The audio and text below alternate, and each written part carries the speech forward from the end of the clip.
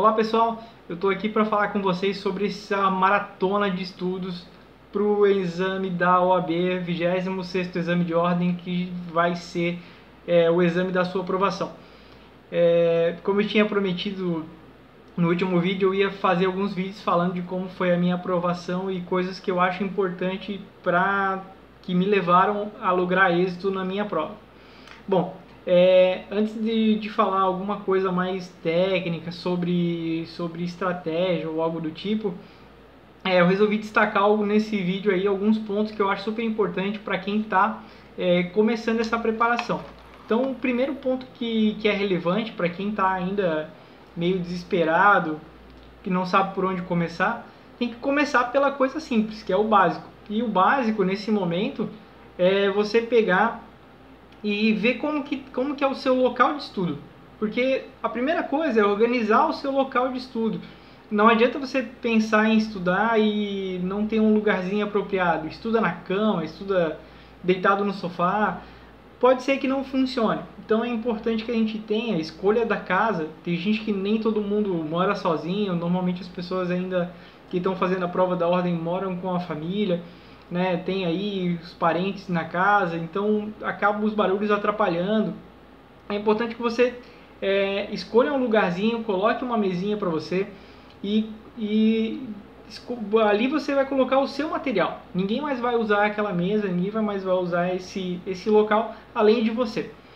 É importante que tu já deixe sempre à mão, antes de fazer de parar para sentar para estudar, já faz um planejamento antes. O que eu vou usar durante esse estudo? Eu vou precisar de caneta, borracha, lápis, post-it, clips. Já deixa uma garrafinha com água próxima, porque se tu não faz esse planejamento antes, tu simplesmente chega e senta eu vou começar a estudar. A cada 5 minutos tu vai lembrar de uma coisa. Se cada vez que tu lembrares de uma coisa, tu levantar para procurar, aí se foi 2, 3, 4, 5, quando você vê, você passou vários minutos se distraindo, levantando e saindo para procurar outras coisas, e o teu estudo não rendeu lá grande coisa. Então é importante que tu sigas esse conselho, assim, sabe, de pegar um lugarzinho e deixar ele organizado. Mas o edital ainda não está aberto, então para quem está estudando aí para a 26º exame de ordem, já deve ficar atento nas previsões, né? O edital, embora ainda não esteja publicado, ele tem previsão aí de ser publicado no dia 29 de maio, que é quando abre o período de inscrições. Então você não pode vacilar e perder o edital. As inscrições devem abrir dia 29 de maio e vão até aproximadamente dia 8 de junho. Sempre tem aqueles que deixam para a última hora, então quem costuma deixar para a última hora, evite fazer isso, porque normalmente tem um detalhezinho lá no edital, que as inscrições vão até as 5 horas da tarde do último dia do edital. Então se você é aquele que deixa para meia-noite do último dia, você pode se dar mal, com certeza, e daí não vai achar nem graça, porque você se preparou até o dia 29 de maio, até o dia 8 de junho lá e vai perder a inscrição. Tá? Então não vacila nesse quesito.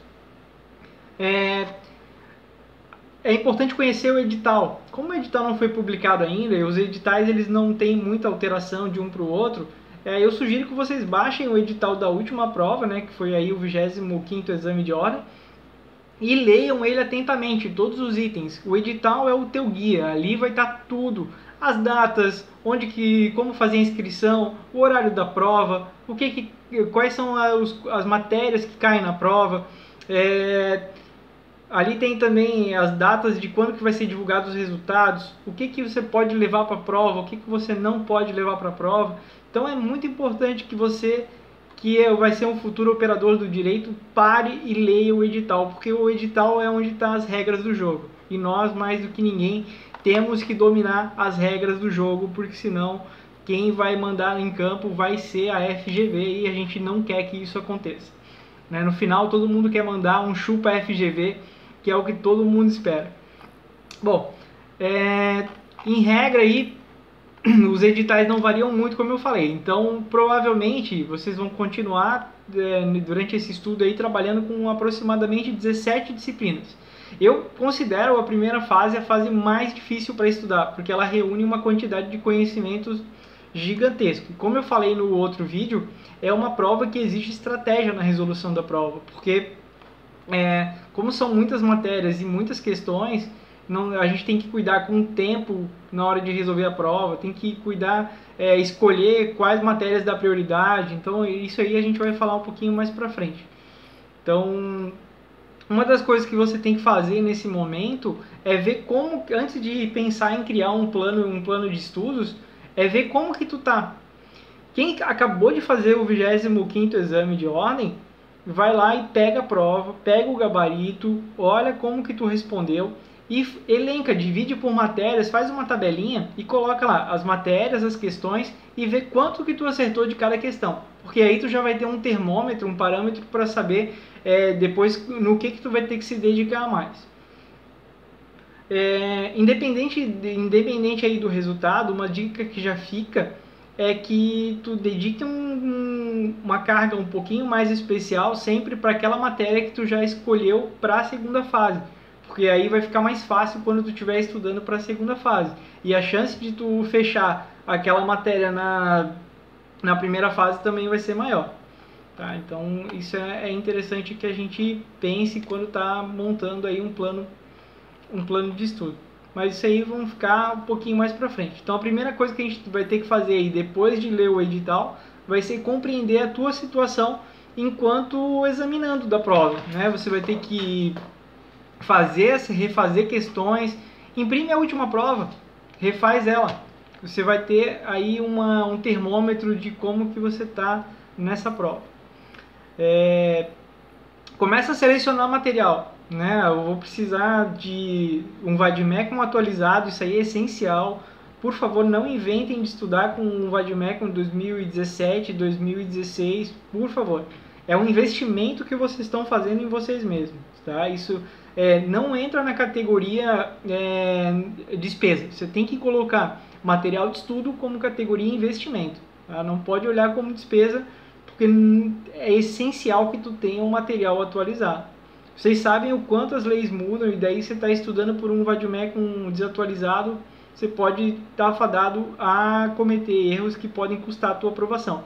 Eu tenho vários amigos que tiveram aí 39, 38 pontos e estão aí lamentando a reprovação. Não necessariamente foi por uma questão de estudar por um material desatualizado, mas isso pode ser uma das causas que pode levar vocês a cometer esse tipo de erro. Você já tem que se entender como vocês estudam, né? Então tem que ver se tu consegue estudar sozinho. Tu já sabe, porque tu já está há 5 anos aí estudando na faculdade, pelo menos. Então, será que eu consigo estudar sozinho ou eu preciso fazer um cursinho? Se você precisa fazer um cursinho, já procura cursos especializados. Eu fiz o CEISC, eu recomendo o CEISC, mas tem vários cursos que a gente conhece, né, como o Damásio, o CERS, enfim, outras instituições que também são renomadas aí no ramo que cuidam da questão da OAB. Tá? Depois a gente pensar em refazer as provas, é importante que você já pense, quando vai estudar, em estudar evitando a decoreba. Não adianta você ficar lá lendo a lei seca, lendo, relendo e lei seca e tentando decorar os artigos. Isso não vai te ajudar em nada na aprovação. Tá? Ler a lei seca ajuda. Né? É importantíssimo que você leia a lei seca até para poder se localizar melhor no teu VAD. Mas tentar ao máximo possível evitar a decoreba. Não entendi, lê de novo, procura um vídeo na internet, procura ajuda. Você tem que entender, não decorar, porque às vezes a própria banca ela vai brincar com isso, ela vai usar dessa questão de quem memoriza para te fazer uma pegadinha. E as bancas cada vez mais, a gente vê a FGV fazendo isso, dessa questão da interdisciplinariedade, uma matéria se relacionando com a outra, então isso exige uma linha de raciocínio mais complexo, que a pessoa que simplesmente decora não consegue resolver a prova. Tá? Então isso é uma coisa que a gente tem que levar em conta.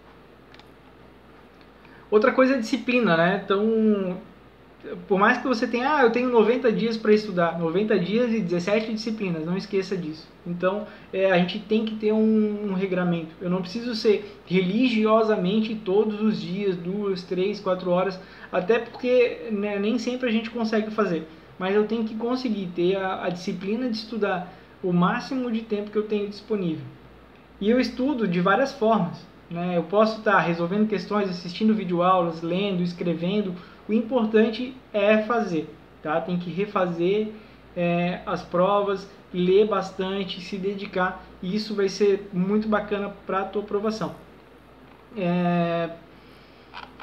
Tem uma questão de estratégia, como eu falei. Então, eu acho que vocês têm que se dedicar para algumas matérias mais e outras menos. Pelo menos foi assim que eu pensei. São 80 questões ao total da banca. Só que tem disciplinas que te trazem, que vão te levar à tua aprovação. Então, por exemplo, prioriza a ética. A ética é super fácil e vai ser o teu dia a dia na advocacia. Então, tu tem que ler ética. Não tem como tu fugir disso. Leia o estatuto, assista videoaulas. E mais importante de tudo, baixe questões de ética e refaça. Pega aí as 3 últimas provas e refaça as questões de ética. Tá? Não deixe de praticar ética. Ética é uma matéria que tu tem que fechar. Antes, até o 22º exame, era bem comum que as provas tinham 10 questões de ética. Nas últimas provas isso tem se modificado um pouquinho, então tem diminuído, caiu aí para 8 questões. Mas além de ética, tu tem que focar então em direito constitucional, direito civil, direito penal, processo penal, direito do trabalho, direito processual do trabalho e direito empresarial. São as matérias que mais vão te cobrar. Ainda te coloco para ti aí direito tributário, que parece às vezes que é bicho de 7 cabeças, mas vocês vão ver que é uma matéria que tem bastante lógica. Então, se tu entender o esquema lógico de tributário, você não erra também. Tá? São as principais matérias, porque são matérias que tu tem aí entre 7 e 8 questões. Então pensa que se tu pegar essas principais matérias, as outras tu vai conseguir resolver. Porque, por exemplo, direito internacional tem 2 questões. Tu pode, para que tu vai estudar todo o conteúdo do direito internacional, que é gigante, se dedicar para ele, para responder 2 questões, enquanto tu vai se dedicar para penal, que tem 7. Ou para civil, que tem 7. Então não vejo um motivo para você parar e ficar gastando o teu tempo estudando direito internacional, por exemplo. Direito ambiental, 2 questões. Filosofia, 2 questões. Código de Defesa do Consumidor. Código de Defesa do Consumidor é para você fechar essa questão. Tá? Então, assim, vai lá e dá uma lida no Código de Defesa do Consumidor. Ele é muito lógico, o Código de Defesa do Consumidor, ele é curto. Então dá para estudar e fechar essas 2 questões de CDC. O ECA também é importante, tá? O ECA são 2 questões que normalmente são fáceis, não tem muita dificuldade. Então é importante a gente dar uma lida no ECA. Não precisa ficar assistindo videoaulas, gastando muito tempo com o ECA, porque são só 2 questões. É o que eu digo, se prenda naquelas matérias que tem mais questões e vão te dar a possibilidade de ter mais pontos, tá? O direito empresarial. Direito empresarial é super importante, tem 5 questões, então vai para direito para direito empresarial. Você vai ver que tem caído aí direitos humanos. E direitos humanos, se tu estuda constitucional bem, normalmente tu consegue, até por uma questão de raciocínio lógico, responder as questões de direitos humanos. Tá? Então, assim, como o direitos humanos é uma lei, não existe uma lei específica de direitos humanos, ela está esparsa em vários códigos, em várias leis, então é meio complicado tu parar para sentar para estudar só direitos humanos. Eu sugiro aí ler alguma coisa de algum resumo de direitos humanos e tentar refazer as provas, tá? Você vai ver que não é tão difícil, dá para fazer as questões sem ter estudado. Tá? Porque vocês têm que pensar também que não é hoje que vocês começaram a estudar para a prova.